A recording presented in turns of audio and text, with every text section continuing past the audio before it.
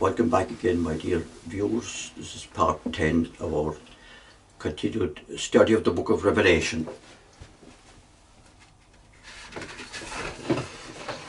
Now we continue with the 7 letters to the 7 churches, which were all in Western Turkey, and we continue with Laodicea. To him who overcomes, I will grant to sit with me on my throne. This is another plain, literal statement. All the saints will have this privilege in the kingdom. Because when you think of it, our minds think mostly in a literal sense, and if everything in Revelation was symbolic, it might be well nigh impossible to understand it. So these statements are to make clear that the book of Revelation itself is actually subject to the gospel, and the central message of the gospel is the kingdom. So it's saying that the kingdom and the setting up of the kingdom and the role of the saints in the kingdom is also central to the book of Revelation. To Philadelphia, he who has the key of David. Now Jesus has the key to reopen the throne of David and to reign on it. A key gives a person power over anything, a car, a house, even a ship, a big stadium. A key gives a person a certain authority over it, and Jesus has the key of David because he will be able to open the throne of David and re-establish it and reign on it. So that's lovely, yes. now there were certain promises made in the 7 letters to the saints. To the saints, of course, means at that time all the worldly ones, all who will be admitted to the kingdom, because they will all be saints in the and truth. They're not necessarily like St. Francis of Assisi. I mean, Not necessarily. It could be Patrick. Well, the choice is Jesus, and, Yes. and he will be drawing up the list. So, Yes. So, But it could be Patrick, couldn't it? It's not just those that have been sainted in the Catholic Church. it may not. Oh no. So promises to the worthy ones in the 7 messages. To Ephesus, to those who prove victorious, I will feed them from the tree of life in the middle of paradise. Now, paradise means garden. The new Garden of Eden, which will cover the whole world, will be a paradise. To Smyrna, to those who prove victorious, there is nothing to be afraid of in the second death. Now, this is a strange phrase, isn't it? The second death, which means that people will die twice. That's the only explanation or meaning we can put into it. So again, what does the Bible say? Does it throw light on it? So we turn to the Apostle Jude, where he said, the wicked are clouds without water, twice dead, for whom is reserved the blackness of darkness forever. That's what Jude wrote. For yet a little while, and the wicked shall not be. So that it's talking then about the fate of the wicked, which of course isn't a subject that any of us like to dwell on, but it has to be faced, because although Jesus certainly was a figure of great compassion and mercy, even he will have no choice but to condemn certain people based on truth, because you can't have truth and error mixed in the kingdom like they are now, and there will have to be separation, and some will face the second death.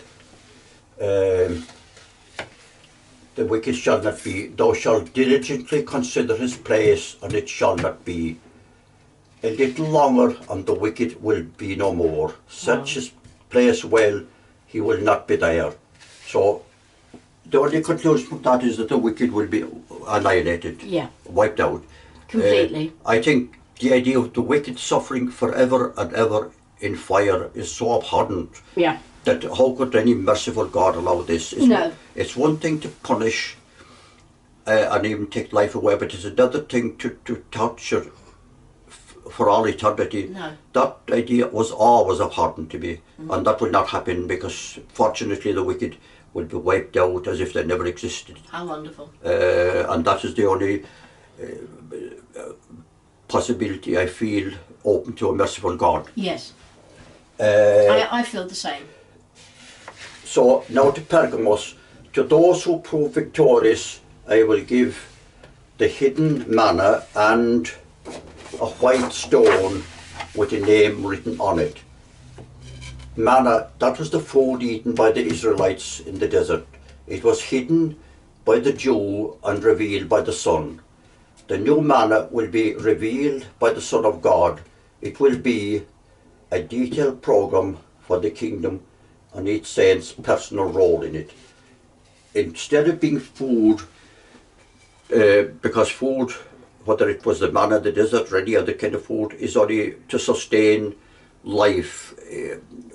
The real thing is life itself and what we human beings do with that life, and of course what the saints in the kingdom will do with their lives. That's the manna will be the detailed program with each saint and set up in a certain role.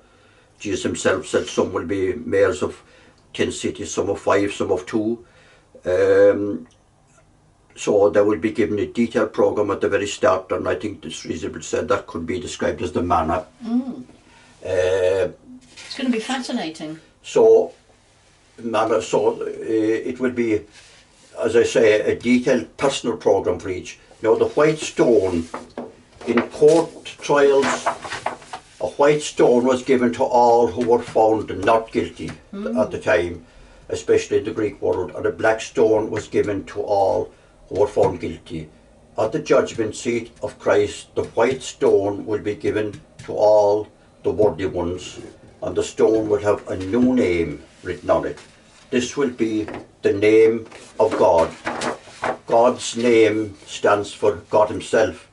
All the worthy ones will be given a share in God's name and thus in God's nature. They will all be divine.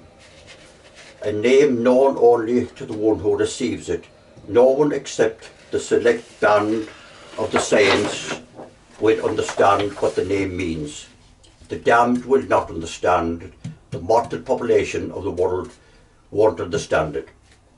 So it will be very specific then, the name that each saint will represent, but it will be known to the whole body of saints, of course, and each saint, there will be nothing secret from one saint to another.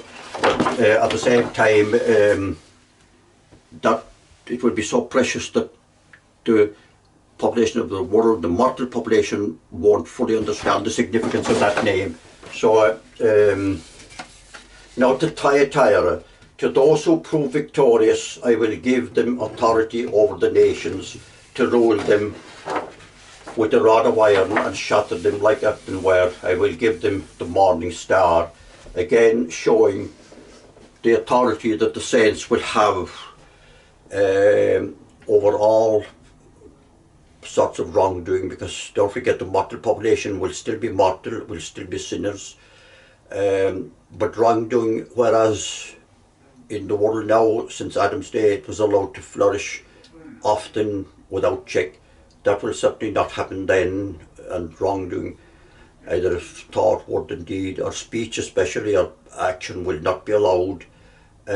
So the saints will have that authority to take action. It's strong language, isn't it, to shatter them like earthenware. They will have that power if it's necessary to use it, but hopefully when the kingdom was fully established, it may not be necessary to use it hardly at all. No. Because people will be so obedient.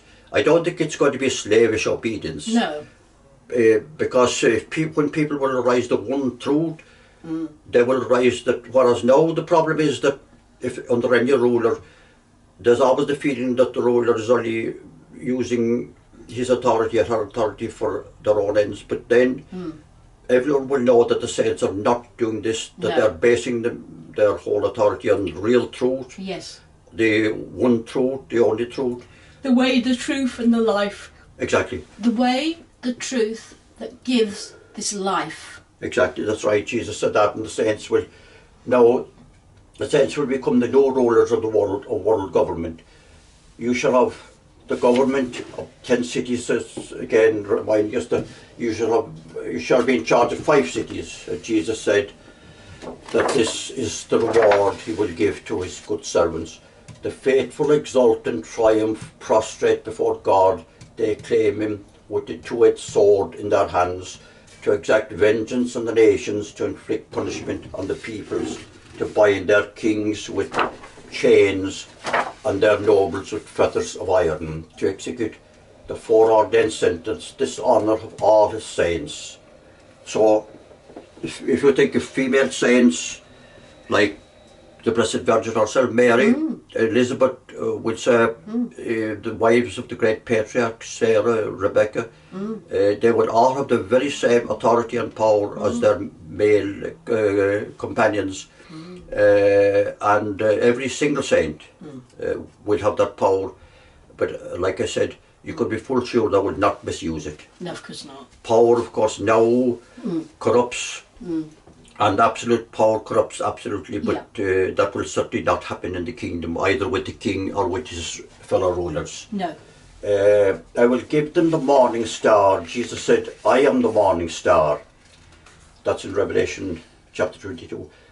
We have sports stars, Philip stars and pop stars. The greatest star of all is Jesus. Venus is the morning star. It appears in the sky just before sunrise, just before the dawning of a new day. Jesus will usher in the new dawn of the kingdom. The fate of the wicked, like sheep, they are destined for the grave, and death will feed on them. The upright will rule over them in the morning. The morning will be the dawn of the kingdom, when God, when the good people will take over the world and will be put in charge of the bad people, in the sense that the fate of the wicked will be totally in the hands of the saints. You will trample on the wicked, who will be like ashes under your feet on the day I'm preparing. I'm saying this to show, because you could take a phrase like the second death, and it possibly could get it wrong, because could be speaking symbolically. The rest of the Bible shows clearly that it is not. And there will be a real second death for the wicked. As I say, it's not a very pleasant subject, and none of us like to think of our fellow human beings suffering that fate. But I think when we see the real truth, even we ourselves will feel that yes, it's inevitable and it has to happen for the good of humanity and for the kingdom. For the kingdom. For the kingdom. Now to Sardis, those who prove victorious, they will be dressed in white robes. I will not blot their name out of the book of life, but will acknowledge their names in the presence of my Father and his angels. The saints will be dressed in white robes. White is widely used as a colour of goodness. Brides frequently wear white on their wedding day. Wikipedia says, white is linked with light, goodness, innocence, purity, cleanliness and virginity. It is sometimes thought to be the colour of perfection. In heraldry, white depicts faith and purity.